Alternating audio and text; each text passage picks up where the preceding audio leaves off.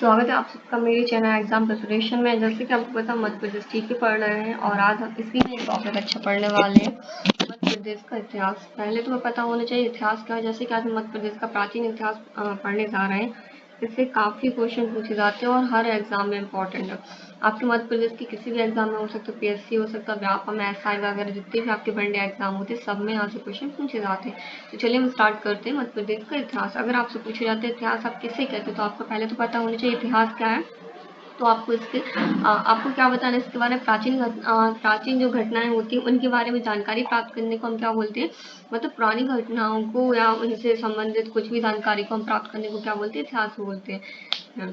ठीक है, अगर आपसे पूछे इतिहास का प्रचलन किसने बढ़ाया, सबसे पहले इतिहास क्या हो गया, प्राचीन जानकारी को इकट्ठा करने या उन्हें कलेक्ट करना, उनकी जानकारी इकट्ठा करना, तो हम क्या बोलते हैं, उसे इतिहास बोलते हैं। इतिहास का प्रचलन बढ़ाने में किसका सबसे ज्यादा हाथ रहा, जिसका इसमें महत्वपूर्ण योगदान है उसका रहा हेरोडोटस का रहा है। प्राचीन का पिछले में किसका हाथ रहा है, हेरोडोटस का रहा है। इसी कारण उन्हें क्या बोला जाता है, इतिहास का जनक और पिता दोनों ही कहा जाता है। अगर आपसे पूछा जाता है इतिहास का जनक किसे कहा जाता है, तो आपको पता होना चाहिए हेरोडोटस को कहा जाता है।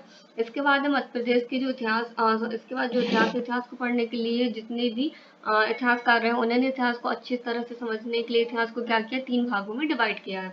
तो हमें पता होगा, तो हम इससे क्या होता है, इससे हम इतिहास को पढ़ने में आसानी भी होती है और आसानी से हम इसको समझ भी सकते हैं। तो सबसे पहले हम स्टार्ट करते हैं, कितने भागों में इसको बांटा गया, 3 भागों में बांटा है। कौन कौन से इतिहास है आपके, प्राग ऐतिहासिक काल है, आद्य ऐतिहासिक काल है और कौन सा ऐतिहासिक काल है, ऐतिहासिक काल है। तो आपको पता होना चाहिए प्राग ऐतिहासिक काल क्या होता है, इसको कितने भागों में डिवाइड किया गया, इसके बारे में आगे पढ़ेंगे। अभी आद्य ऐतिहासिक काल होगा और इसके बाद क्या ऐतिहासिक काल है।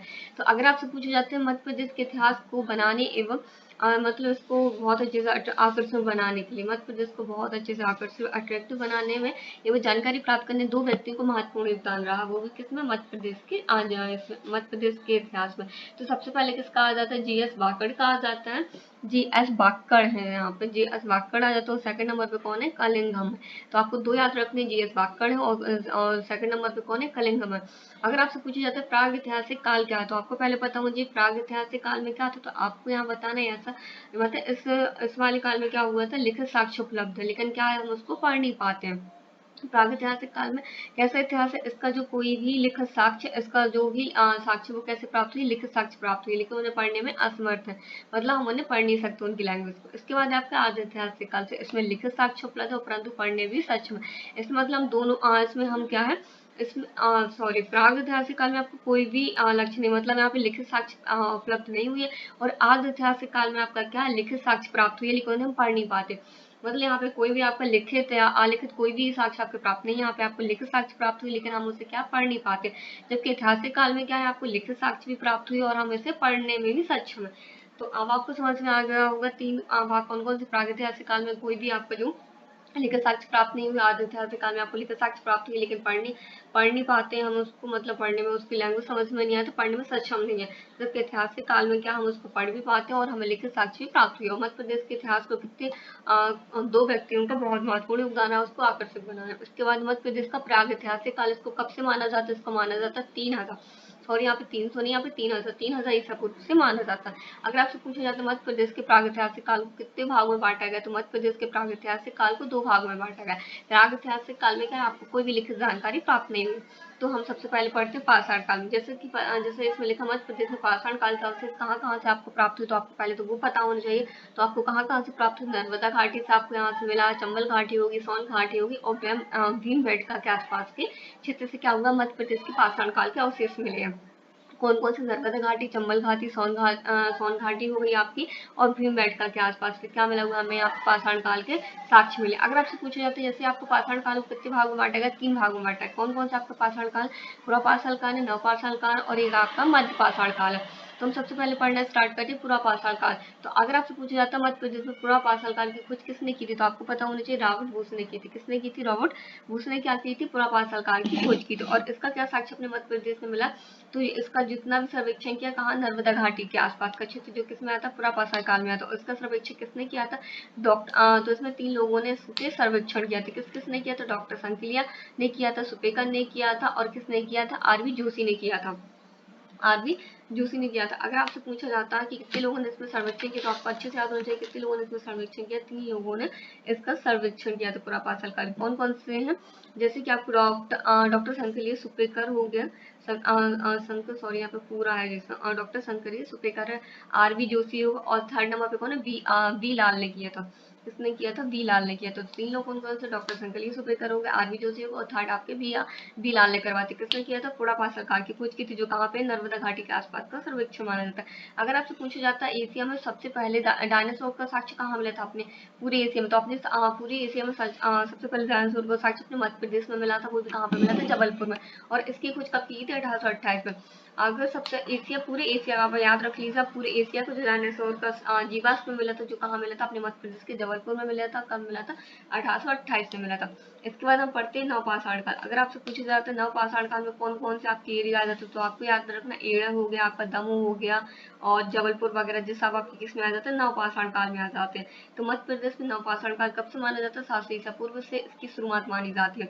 कब से मानी जाती है, 700 ईसा पूर्व। नवपाषाण काल की शुरुआत मानी जाती है 700 ईसा पूर्व से, जबकि मध्य प्रदेश प्राग ऐतिहासिक काल कब से माना जाता है, 3000 ईसा पूर्व से माना जाता है। 3000 ईसा पूर्व से माना जाता है। और इसी काल में क्या हुआ था, कृषि हो गया था, कृषि स्टार्ट हो गई थी, पशुपालन वगैरह। नवपाषाण काल में कौन कौन सी चीज आपकी स्टार्ट हो गई, कृषि भी हो गई थी, पशुपालन भी हो गया था, गृह निर्माण के जो कार्य था वो भी स्टार्ट कर दिया गया था। वो अग्नि की खोज का भी और प्रयोग कहाँ पे किया गया था, नवपाषाण काल में ही इसकी खोज हुई थी। तो आपको याद रखना आगे नवपाषाण काल में क्या हुआ था, कृषि हो गई थी, पशुपालन हो गया था, घर का निर्माण भी आपका हो गया था, और प्लस क्या हो गया था आपका, अग्नि की खोज भी हो गई, तो प्लस इसका इस्तेमाल भी किया जाने लगा था।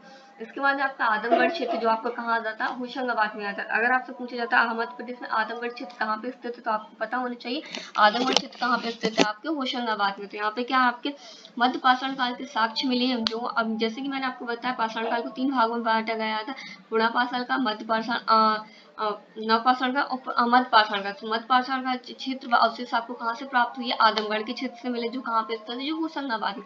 और यहाँ पे आपको क्या मिला है, मानव की क्रीड़ा स्थली के साक्ष्य भी मिले। मतलब मानव की जो क्रीड़ा स्थली के साक्ष्य कहाँ से मिले आपको, होशंगाबाद के आदमगढ़ से मिले। एक और आप अच्छे से यहाँ पे फैक्ट याद कर लीजिए, अगर आपसे पूछा जाता है होशंगाबाद या सीहोर, आप अच्छे से याद रख लीजिए, सीहोर क्या हथनौरा है नामक जिले से मानव की खोपड़ी के साक्ष्य मिले। अगर आपसे पूछा जाता है मध्य प्रदेश में खोपड़ी की साक्ष्य कहाँ से मिले, तो आपको याद रखना है सीहोर का जो एक जिला है हथनौरा से क्या मिला, हथनौरा एक गाँव है, तो वहां से हमें क्या मिला, मानव की खोपड़ी के साक्ष्य मिले। प्लीज आप उसको अच्छे से मेंशन कर लीजिए, क्वेश्चन बहुत इंपॉर्टेंट है, काफी बार पूछा भी गया है अपने व्यापम में। तो अगर आपसे पूछा जाता है सीहोर जिले में मतलब हथनौरा सीहोर जिले के हथनौरा गांव से क्या किस चीज के साक्ष्य मिले, तो आपको याद रखना है किस चीज के साक्ष्य मिले, मानव की खोपड़ी के साक्ष्य मिले। और इसी काल में जो आदिम जातियां थी वो सबसे ज्यादा कहाँ पे रहती थी, नदी के किनारे और गुफा में निवास करती थी। तो अगर आपसे पूछा तो मध्य प्रदेश में सबसे ज्यादा जो आदिम जातियां थी वो कहाँ पे निवास करती थी, तो पाषाण काल में कहाँ पे, नदी के किनारे पे और गुफाओं में निवास करती थी। इसके बाद आपका एक और इम्पोर्टेंट क्षेत्र आ जाता है, भीमबेटका आ जाती है। भीमबेटका के क्षेत्र से यहाँ पे क्या मानव की कलात्मकता के साक्ष्य मिले और चिन्ह जो मिले पर्वतों में स्थित रायसेन में। भीमबेटका आपकी कहाँ पे स्थित है, पर्वतों में स्थित है, रायसेन जिले में स्थित है भीमबेटका। तो वहां पे क्या मिला आपको, कलात्मक साक्ष्य के चिन्ह मिले हैं यहाँ से। और इस चित्र में ऊंचे ऊंचे पत्थर के टीले व मानव के निर्मित शैल चित्र भी प्राप्त हुए हैं। तो क्या क्या आपको यहाँ से मिला, इस चित्र में ऊंचे ऊंचे पत्थर भी मिले, पत्थर के टीले मिले, और मानव के निर्मित चित्र भी प्राप्त हुए भीमबेटका से आपको। अगर आपसे पूछे जाते हैं आपको पाषाण काल में कौन कौन से अवशेष मिले हैं, तो आपको अवशेष में याद रखना है चॉपर मिला है, चॉपिंग मिला है, पेबुल मिला, विलेट मिला। और ये सारे के सारे औजार किससे बनाए जाते हैं, तो आपको याद रखना है क्वाइजर से बनाए जाते थे। क्वाइजर एक एक्चुअली में एक नर्म पत्थर होता है, जिससे क्या होते थे, सारे के सारे औजार बनाए जाते थे। अगर आपसे पूछा जाता है पाषाण काल में सारे के सारे औजार किस चीज से बनाए जाते थे, कौन से पत्थर से बनाए जाते थे, तो आपको याद रखना है क्वाइजर पत्थर से बनाए जाते, जो क्या होता था, जो नर्म पत्थर होता था। अगर आपसे पूछा चॉपर में क्या काम करते थे इसमें, तो चॉपर से क्या होता है, शिकार करने के लिए जो पत्थर का यूज होता है, क्या होती है एक्चुअली चॉपर नुकीले थे, तो इसका यूज किसके लिए करते थे हम, इसका यूज जो करते थे वो शिकार करने के लिए करते थे। इसके बाद आपकी चॉपिंग, तो चॉपिंग को जो छीलने के लिए किसी भी जैसे मांस वगैरह छीलने काटने के लिए किसका यूज करते थे, और काटने के लिए इसका यूज करते थे, मांस वगैरह को काटने के लिए किसका यूज करते थे, चॉपिंग का करते थे। जबकि पेबल क्या था आपका, जो मांस को छीलने के लिए यूज किया जाता, आप आज के टाइम पे छिलनी वगैरह का भी बोल सकते। पेबल में क्या हो जाता है, मांस को छीलने का जो हथियार होता है उसको क्या बोलते हैं, पेबल। जो जो हथियार था, जो ब्लेड था, ब्लेड को सेम चॉपिंग और इसका ब्लेड का सेम काम था किसके लिए कि इसको हथियार, जो एक हथियार था जो इसके लिए यूज करते थे, काटने के लिए यूज करते थे। तो आपको याद रखना है। और मध्य प्रदेश का अगर आपसे अच्छे से पूछे तो आपको याद हो नर्मदा घाटी, सोन घाटी, चंबल हो गया, भूमबेटका, ये सारे के सारे कहाँ से, पाषाण काल। अगर उसी के साथ आप एड़न भी याद रख लीजिए, कहाँ पे, सागर का, देशनगर जो आपका विदिशा का है, कायथा आपका उज्जैन का हो गया, और नागदा उज्जैन के। तो आप सारे के सारे जिले याद रख लीजिएगा। भीमबेटका आपको याद है कहाँ पे स्थित, राजस्थान में होगा। एरन आपको पता है सागर में है। देशनगर आपका विदिशा में स्थित है। कायथा आपका उज्जैन में, और नागदा भी आपका कहाँ, उज्जैन में। अगर आपसे पूछा जाता है नागदा तौली कहाँ, तो आपको याद रखना नागदा तौली खरगोन में, और यहाँ से क्या होगा, किसी के साक्ष्य हुए। अगर आपसे पूछे मध्य प्रदेश में सबसे पहले किसी के साक्ष्य कहाँ से मिले थे, किस जिले से मिले थे, तो आपको याद रखना खरगोन जिले से मिले थे। वो भी कौन से गाँव से, नागदा टोली से मिले थे। नागदा टोली है, टोली जो है कहाँ पे, खरगोन में स्थित, जहाँ से क्या मिला था हमें, किसी के साक्ष्य उपलब्ध हुए थे। इसके बाद हम स्टार्ट करते हैं ताम्र पाषाण काल। यहाँ पे क्या, मध्य प्रदेश भाषण काल का अवशेष जो कहाँ से मिले, कायथा, कायथा भी मैंने बताया जो कहाँ पे स्थित है, आपका उज्जैन में हो गया। एरन जो आपका सागर में, बेसनगर विदिशा में, और देवास इंदौर से प्राप्त हुई। तो मतलब अगर आपसे पूछा जाता ताम्रपाषाण काल के आपके अवशेष कहाँ से मिले, तो आपको याद रखना कायथा, एरन, बेसनगर, देवास एवं इंदौर से प्राप्त हुई। और यह काल मोहनजोदड़ो और हड़प्पा के समकालीन रहा। किसके समकालीन रहा है, मोहनजोदड़ो के और हड़प्पा के समकालीन रहा। अब इसमें आपसे जो जिले पूछे जा सकते हैं, मतलब कौन सी जिले से क्या मिला है स्पेशल, तो आपको वो भी सारी चीजें याद रखनी, जैसे कि नागदा जिला। तो नागदा आपका कहाँ पे आता है, उज्जैन जिले में आता है नागदा। जैसे कि अभी बात भी हो रही थी, नागदा को जिला बनाने की घोषणा की जा रही थी, सॉरी इसके मतलब काफी न्यूज आ रही थी नागदा को जिला बनाने के लिए। तो कहाँ का अगर आप बनता तो कहाँ पे स्थित है, किस जिले से अलग होकर बनेगा, उज्जैन जिले से स्थित उज्जैन जिले से अलग होकर बनेगा। तो नागदा कहाँ पे स्थित है, आपको उज्जैन जिले में स्थित है। तो नागदा में सबसे पहले क्या होता है, चंबल नदी के किनारे यहाँ पे स्थित नागदा कहाँ पे स्थित है, पहले तो आपको पता होना चाहिए। चंबल नदी के किनारे स्थित हो। यहाँ पे पाषाण काल जो है, पाषाण काल युगीन यहाँ पे मृदंग भांड का मतलब मिट्टी के बर्तन जो है, मिट्टी के बर्तन, और लघु पाषाण काल के औजार व हस्त के अवशेष मिले।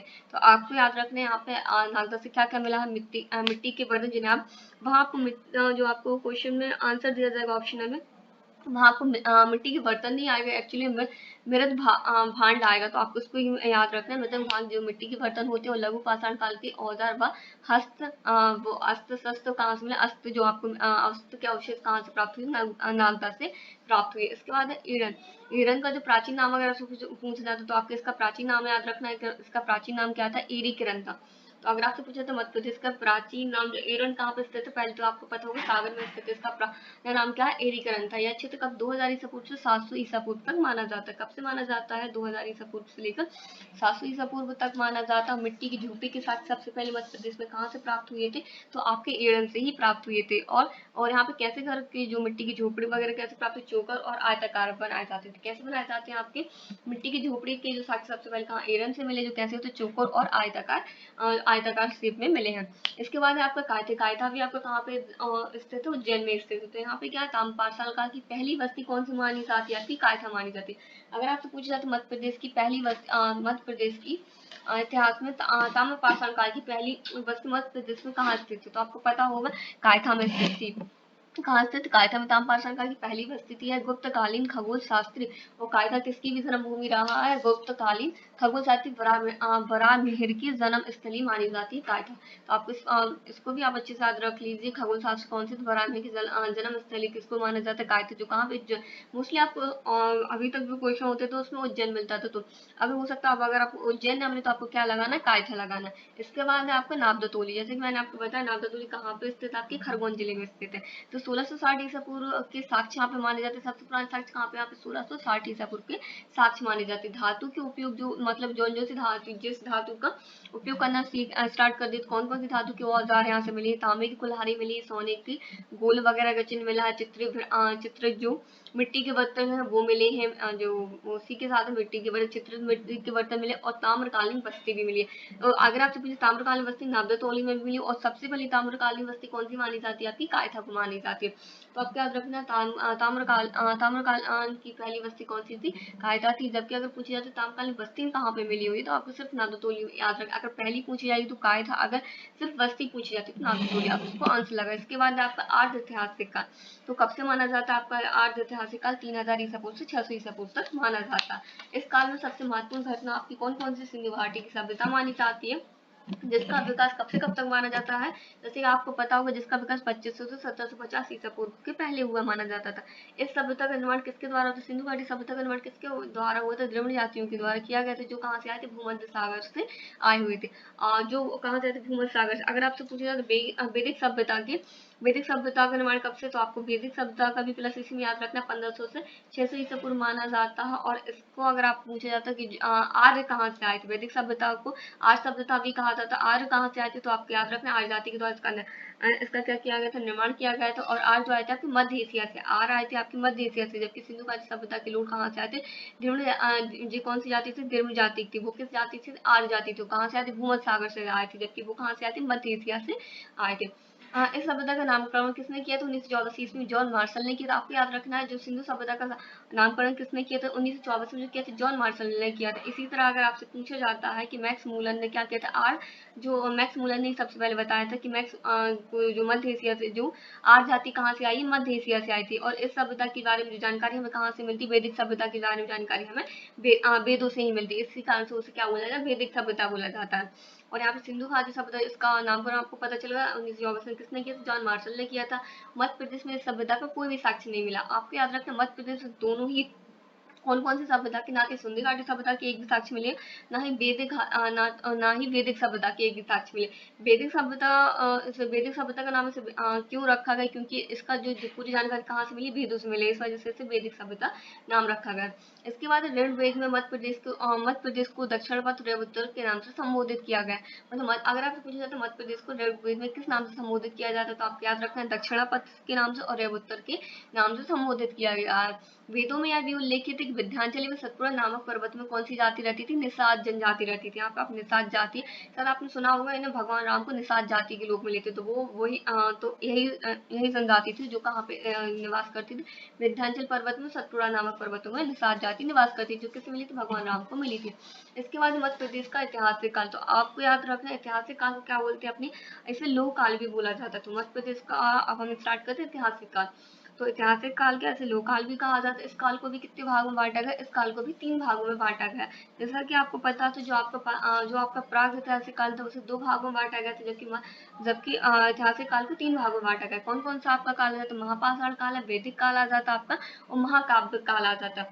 महाकाव्य काल में आपका रामायण से जितने भी रिलेटेड फैक्ट आ जाते हैं वो सारे के सारे महाकाव्य काल में आ जाते हैं। वैदिक काल में वैदिक सभ्यता आ जाती है, और महापाषाण काल, इसमें जो मतलब महापाषाण का सिर्फ एक कुछ टाइम के लिए इसका टाइम पीरियड रहा था। तो चलिए हम इसके बारे में जानने की कोशिश करते हैं।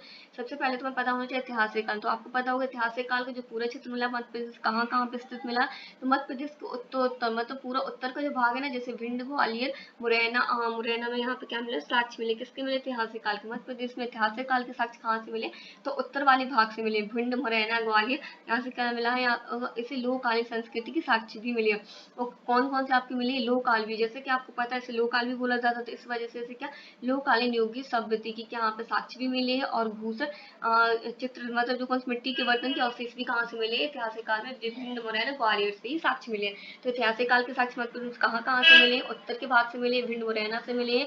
और इस सभ्यता को, इस काल को क्या बोला जाता है, लोक योगी संस्कृति भी इसे कहा जाता था। इसके बाद है महापाषाण काल, तो अगर आपसे पूछे महापाषाण काल में मध्य प्रदेश में इसके साक्ष्य कहाँ मिले, तो आपको सबसे पहले महापाषाण काल के साक्ष्य को याद रखना, मध्य प्रदेश सिर्फ 2 ही जिले मिले, सिवनी और रीवा से मिले। कहाँ से मिले महापाषाण काल के साक्ष्य, सिवनी और कहाँ से, रीवा जिले से मिले। इस काल के अंतर्गत कब्रों पर, जो कब्र होती थी उसमें बड़े बड़े पत्थर रखे जाते थे, जिसके साक्ष्य मिले, मतलब कौन कितने किस प्रकार के साक्ष्य मिले, जो कब्रें होती थी उस पर क्या होते थे, बड़े बड़े पत्थर रखे जाते हैं, जिसके साक्ष्य मध्य प्रदेश में मिले। वो कहाँ कहाँ से मिले, सिंधी व रीवा जिले से मिले हुए हैं। और उन्हीं कब्रों के साथ काफी घोड़े का कंकाल वगैरह भी काफी चीजें मिली है, सोने के गहने वगैरह भी मिले जाते थे। जो पहले के लोग थे उनका क्या मानना था कि मतलब मरने के बाद उस इंसान के वो सारे के सारे मतलब काम के हैं वो औजार, तो क्या करते थे, उसे उन्हीं के साथ दफना दिया करते थे। तो कब्रों से हमें काफी चीजें की जानकारी, वहां से काफी साक्ष्य भी मिले। और आपसे पूछा जाता है और कब्रों के ऊपर जो बड़े बड़े पत्थर मिले वो कहाँ पे इसके साक्ष्य में, तो आपको याद रखना सिवनी से और रीवा जिले से मिले हैं। इसके बाद आपकी वैदिक सभ्यता, तो वैदिक सभ्यता अगर आपसे पूछा जाता है वैदिक सभ्यता में जो टोटल अपने उत्तर वैदिक कालीन सभ्यता थी, टोटल अपने आप किसको, उसका केंद्र किसको माना जाता है, मध्य प्रदेश को माना जाता है। वैदिक सभ्यता में किसको, उत्तर वैदिक कालीन सभ्यता का केंद्र किसको माना जाता है, मध्य प्रदेश को माना जाता है। इसके बाद आपके इसी के साथ आ जाता है उत्तर वैदिक काल में ही आ जाता है, ये राजा जो महिस्तम थे, हये राजा थे वो। महिसम ने नर्मदा घाटी के किनारे महिष्मती नगर बसाया था। तो कहाँ पे महिष्मती नगर किस नदी के किनारे बसा था? नर्मदा नदी के किनारे। किसने बताया था? हय्यर राजवंश के राजा ने बसाया था, महिष्मती नगर को बसाया था। इसके बाद आपको नागवंश के राजा मुचुकुंद ने नर्मदा नदी के किनारे अपनी पूर्वज मानधाता के नाम पर मानधाता नगरी की स्थापना की थी। यहाँ पे स्थापना नगरी की स्थापना की थी, जो वर्तमान में कहाँ पे स्थित है? जो वर्तमान में आपके खंडवा जिले में स्थित है। तो आपको याद रखना है कहाँ पे, जो नागवंश के राजा मुचुकुंद ने, वो इनने भी नर्मदा नदी के किनारे क्या किया था? अपने पूर्वज मानधाता के नाम पर मानधाता नगरी की स्थापना की थी, जो कहाँ पे अब स्थित है? खंडवा में स्थित है। जबकि यहाँ पे हय्यर वंश के राजा ने महिस्तम ने कौन सी नर्मदा नदी के किनारे किस नगर की स्थापना की थी? महिष्मती नगर की स्थापना की थी, जिसको आप क्या बोलते हैं? महेश्वर इसका नाम रखा गया। तो आपको इसको भी याद रखना है, इसको क्या नाम रखा गया? महेश्वर। महिष्मती इसका पुराना नाम है। इसके बाद मध्य प्रदेश के महाकाव्य काल। इसके बाद क्या पढ़ना है आपको ना? महाकाव्य काल। तो महाकाव्य काल में जैसे मैंने आपको बताया, रामायण वगैरह से रिलेटेड जितनी भी सारी सारी कहाँ? महाकाव्य काल में। तो मध्य प्रदेश महाकाव्य काल में सबसे घने जंगल जो माने जाते, किसके माने जाते? दंडकारण्य के क्षेत्र में माने जाते थे, जो कहाँ पे स्थित थे? छत्तीसगढ़ में स्थित थे। जो दंडकारण्य के क्षेत्र कहाँ पे? मध्य प्रदेश के, अब छत्तीसगढ़ में स्थित है। पहले कहाँ पे? मध्य प्रदेश में आता था। जिसमें क्या, भगवान राम ने जो कुछ टाइम के लिए क्या किया था, वहाँ पे वहाँ कुछ टाइम के लिए रहे थे। तो कहाँ पे रहे थे? दंडकारण्य के क्षेत्र में। कौन रहे थे? भगवान राम रहे थे, जो कहाँ पे पहले स्थित थे? जो मध्य प्रदेश के क्षेत्र का हिस्सा था। इसके बाद है आपके राम के पुत्र जो कुश थे। जैसे आपको पता, राम के दो पुत्र थे, लावा कुश थे। जैसे कुश थे, जो कुश थे ना, उनके राम के पुत्र कुश ने दक्षिण में कौशल के राजा थे। वो कहाँ के राजा थे? मध्य प्रदेश के दक्षिण के कौशल के राजा थे। जबकि जो शत्रुघ्न थे, शत्रुघ्न के जो पुत्र शत्रुधाती ने दक्षिण विदिशा पर शासन किया था। अगर आपसे पूछा जाता है राम के पुत्र कुश ने कहाँ पर शासन किया था, तो आपको बताना दक्षिण कौशल में किया था। जबकि जो शत्रु घन के पुत्र थे शत्रुघात ने कहाँ पे किया था? विदिशा पर शासन किया था। इसके बाद अगर आपको एक आपकी जनश्रुति, वैसे पूछा तो नहीं जा सकता जनश्रुति के बारे में, लेकिन फिर भी एक फैक्ट है जो आप अच्छे से याद रख लीजिएगा। जनश्रुति जैसे कि मध्य प्रदेश में पन्ना राज्य है, सॉरी पन्ना जिला है, पन्ना राज्य नहीं, पन्ना जिला की नींव किसने रखी थी? भगवान राम के पुत्र कुश ने रखी थी। भगवान राम के पुत्र के कुश की जो वंशजों ने रखी थी, ऐसा माना जाता है। वो भी किसकी? जनश्रुति के आधार पर। ऐसा पूछा तो नहीं जाएगा जनश्रुति के आधार पर, लेकिन फिर भी आप इसको अच्छे से याद रख लीजिएगा। जो मध्य प्रदेश का पन्ना जिला है, मध्य प्रदेश पन्ना जिला, उसकी जो नींव रखी थी, किसने रखी थी? भगवान राम के पुत्र कुश के वंशजों ने क्या रखी थी? पन्ना जिले की नींव रखी थी। बस आज के लिए आपका इतना ही था, मध्य प्रदेश का प्राचीन इतिहास था। इसके बारे में आपको बहुत जल्दी इसके मध्य प्रदेश के प्राचीन जो राजवंश, उसके बारे में जल्दी वीडियो लेके आऊंगी। प्लीज़ अगर आपको मेरी वीडियो पसंद आई है तो प्लीज़ लाइक कीजिएगा, सब्सक्राइब कीजिए, and thank you so much.